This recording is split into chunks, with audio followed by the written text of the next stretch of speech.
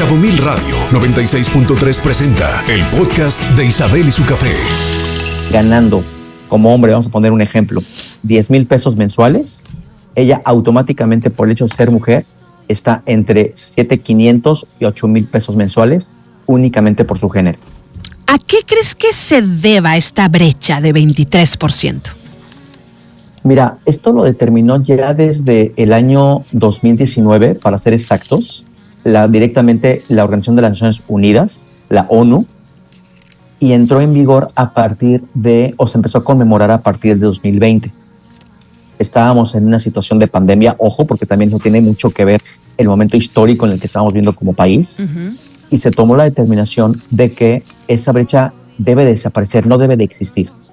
Y bien es cierto, se está dando por una situación, yo lo podría decir, de horas hombre, y me refiero a horas hombre, el tema del trabajador, englobando ambos sexos, en donde si estás embarazada, en donde si estás dedicándole también tiempo al hogar, en donde estás llevando ciertas actividades, eso conlleva automáticamente para muchas empresas, para muchos patrones, el hecho de que tengas que percibir menos que una persona que sí va a estar, y lo pongo entre comillas, dedicada al 100% a sus actividades laborales.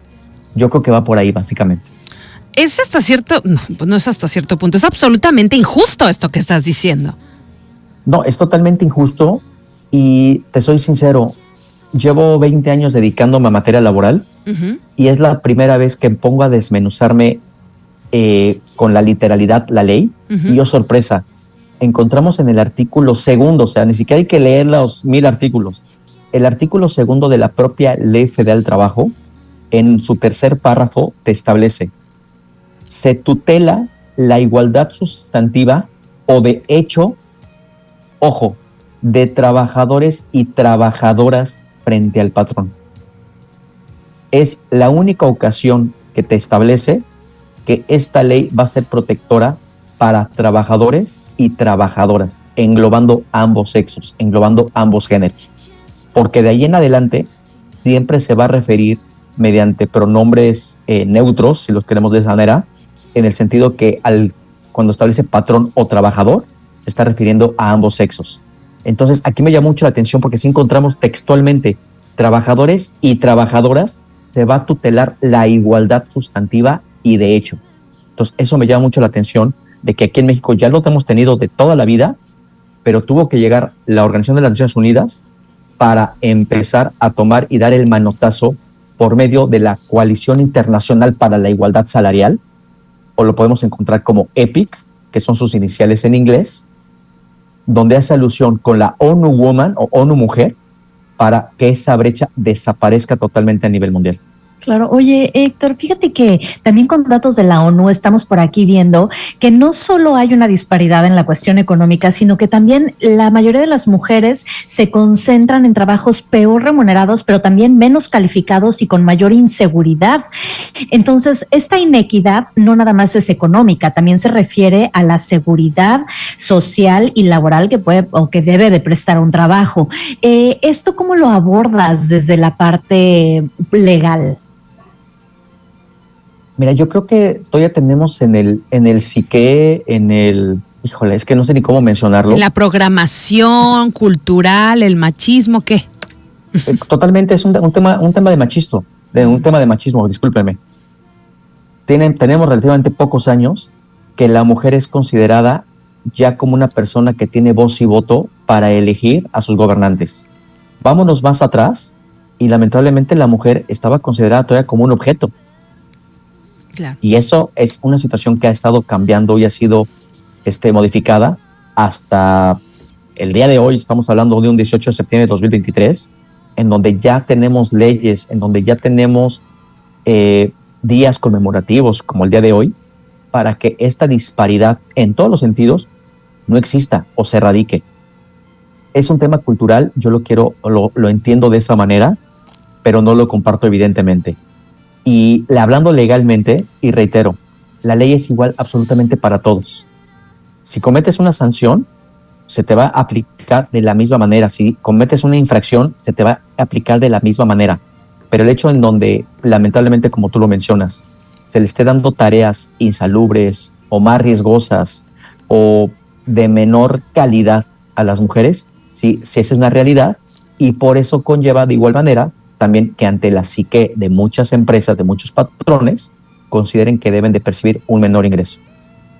Ahora bien, ¿qué le podrías decir a todo el público que nos está escuchando, Héctor? Y que, bueno, tal vez esté escuchando el tema y diga, sí, que injusto, pero que al mismo tiempo cae en este tipo de conducta que muchas veces es inconsciente porque está ya muy arraigado en este tema cultural, ¿no? ¿Por qué no debería de existir esta brecha salarial? Y ¿cuáles son algunos de los argumentos que tú como abogado has visto en el ámbito laboral de la eficiencia también femenina en el ruedo, ¿no? Ok, sí hay mucha diferencia y te puedo decir en el ámbito que a mí me toca, y lo voy a hablar a título personal, colaborar con puros abogados y puras abogadas. Los abogadas, vamos a hacer mucho énfasis, son extremadamente cuidadosas, extremadamente responsables. No quiero decir que los abogados sean lo contrario, pero sí tienen una manera muy distinta de colaborar y de trabajar. Por otro lado, si nos vamos en el ámbito deportivo, de hecho, de igual manera, creo que las últimas medallas que ha tenido México respectivamente han sido de atletas femeninas. ¿Por qué? Pues a lo mejor le están echando más ganas, están llegando con más garra, están llegando con más casta, no lo sé. Pero en el ámbito laboral directamente, yo te puedo decir que sí hay esa gran diferencia y que hay ciertas actividades que sí son más inherentes para un hombre cuando tenga que intervenir la fuerza física, cuando tenga que intervenir pues la propia musculatura, que es lógica, en contra de las propias mujeres. ¿Y qué es lo que yo les podría decir a todo, a tu auditorio directamente? Es algo que hemos platicado creo que durante años, donde pongo como pilares el tema del respeto y el tema de la honorabilidad. Yo te puedo decir, es algo muy básico, la dignidad humana y el trabajo digno. Eso es lo más predominante que tenemos que considerar al momento de tener un trabajo. Y yo me atrevería a decir, hasta el momento de tener una relación familiar, un tema de noviazgo, en el tema familiar, el tema de la dignidad humana. Si respetamos a la persona por el simple hecho de ser un ser humano, con independencia de su género, ahí ya estamos teniendo una palomita.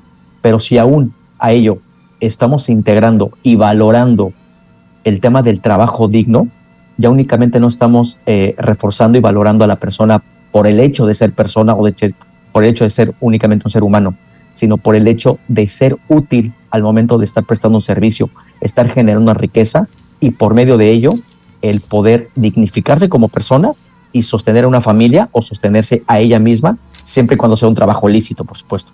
Claro. Y bueno, pues ahí está la invitación y hay que llevarlo a la práctica, ¿no? Todos aquellos que se encargan de contratar personas o que están buscando o que tienen una vacante en su empresa, en su trabajo, si en automático piensan, voy a contratar a una mujer para pagarle menos, usted está formando parte de este problema y esta brecha salarial del 23% que tenemos en México, que nos perjudica a todos, hombres y mujeres precisamente. Entonces, bueno, pues ahí se los dejo de tarea. Gracias por esta reflexión, Héctor, un placer tenerte con nosotros. Al contrario, gracias por la invitación, que esté muy bien.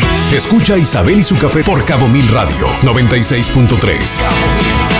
Siempre contigo.